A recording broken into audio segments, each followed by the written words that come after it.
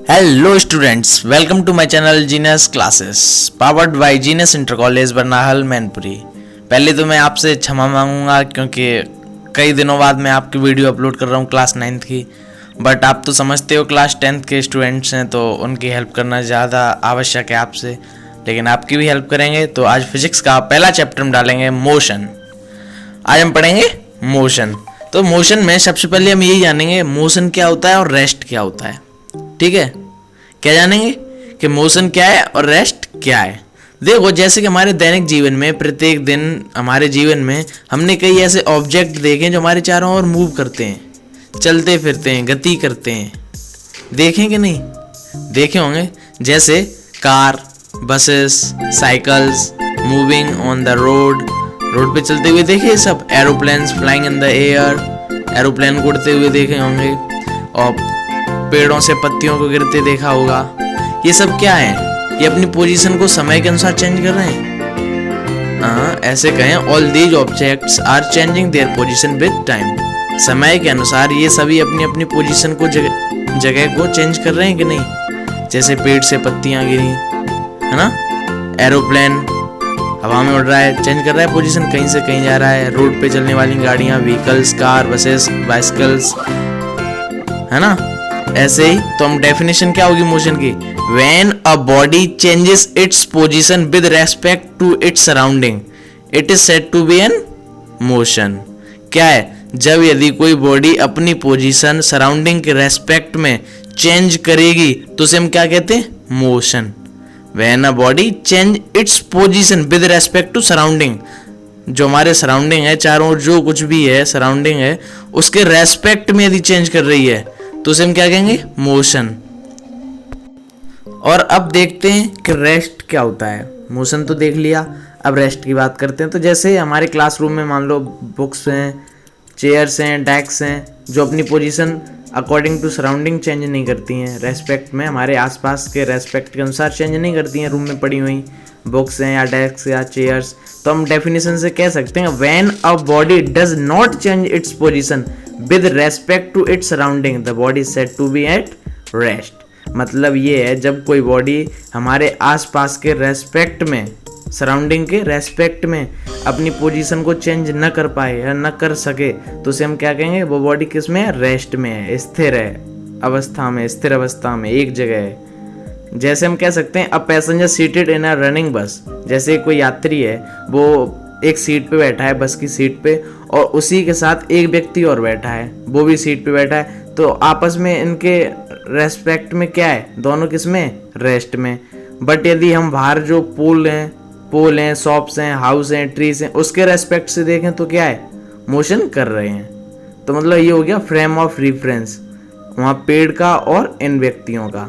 जो अंदर बैठे हैं एक दूसरे को देख रहे हैं तो रेस्ट पर हैं। बट यदि वहीं वो बाहर देख रहे हैं बस से, जो हमारे पोल्स हैं, लट्ठे हैं, शॉप्स हैं, दुकान हैं, घर हैं और पौधे, पेड़ पौधे हैं, उनके यदि रेस्पेक्ट में देख रहे हैं तो ये किसमें? मोशन में। तो हम क्या कह सकते हैं? ये मोशन में। और इस चीज़ को कहते हैं पॉइंट ऑफ व्यू। यदि हम साइंस की भाषा में बोलें तो हम कहते हैं frame of reference.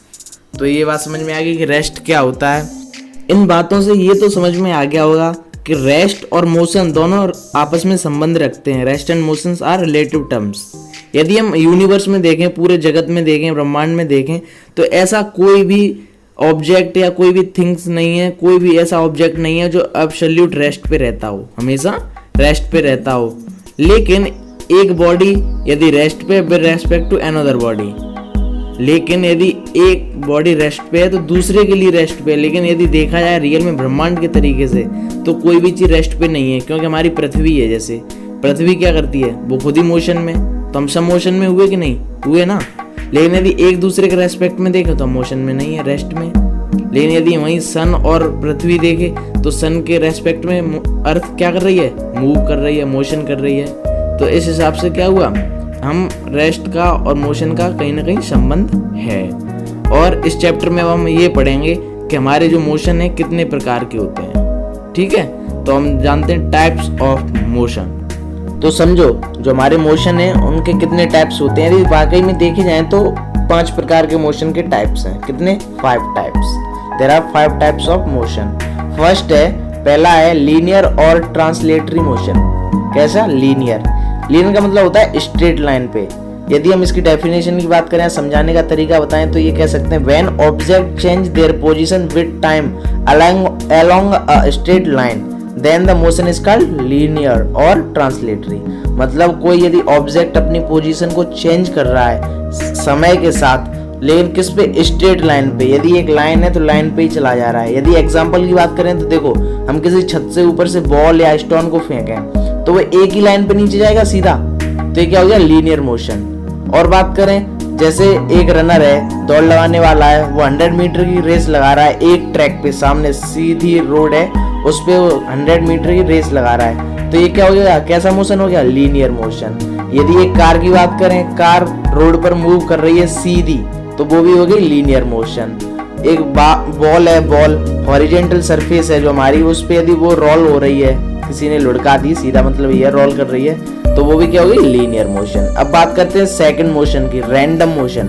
Random motion क्या होता है? When the moving object change its direction continuously then the motion is called random motion. Random का मतलब होता है ऐसा ही, कभी भी कुछ भी हो सकता है। मतलब कोई भी ऑब्जेक्ट है वो अपनी पोजीशन को चेंज कर रहा है, लेकिन वो पोजीशन को चेंज कर रहा है, साथ में डायरेक्शन को लगातार चेंज कर रहा है, कहीं नॉर्थ में तो कहीं ईस्ट में तो कहीं वेस्ट में तो कहीं साउथ में, किधर भी कोई भी डायरेक्शन चेंज कर रहा है तो उसे हम कहेंगे रैंडम मोशन। कुछ पता नहीं कौन सी डायरेक्शन में जा रहा है। ऐसे ही अब हम थर्ड जानते हैं, सर्कुलर मोशन।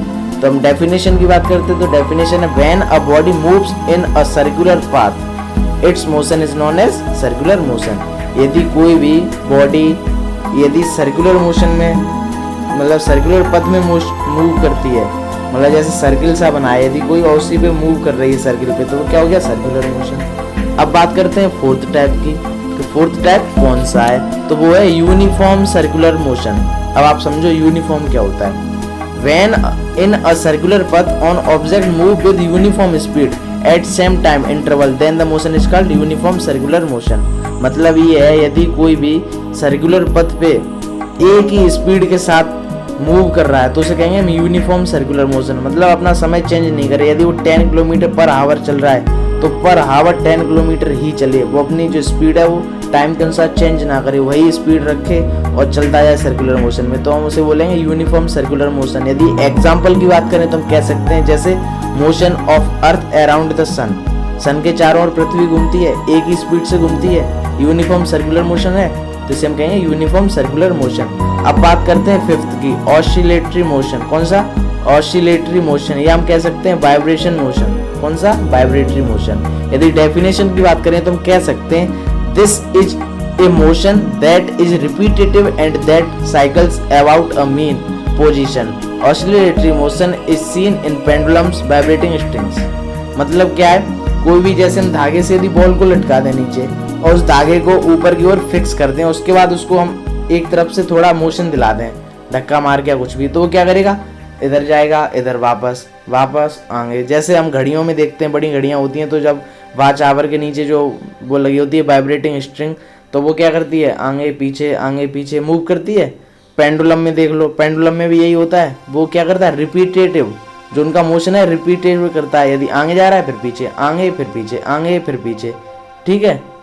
तो ये क्या हो गया? Oscillatory motion. तो आज के वीडियो में बस इतना ही। यदि समझ में आया है तो अच्छी बात है, लाइक करें, शेयर करें और सब्सक्राइब करें। क्या हो गया आज? मोशन हो गया, टाइप्स ऑफ मोशन हो गया, रेस्ट हो गया। रेस्ट समझ गए क्या होता है, मोशन क्या होता है समझ गए, टाइप्स सभी समझ गए मोशन के। अब बात करेंगे कल हम डिस्प्लेसमेंट और डिस्टेंस की। तो आज की वीडियो में बस इतना ही। यदि अच्छा लगा हो तो धन्यवाद। अब मिलते हैं कल की वीडियो में। थैंक्स।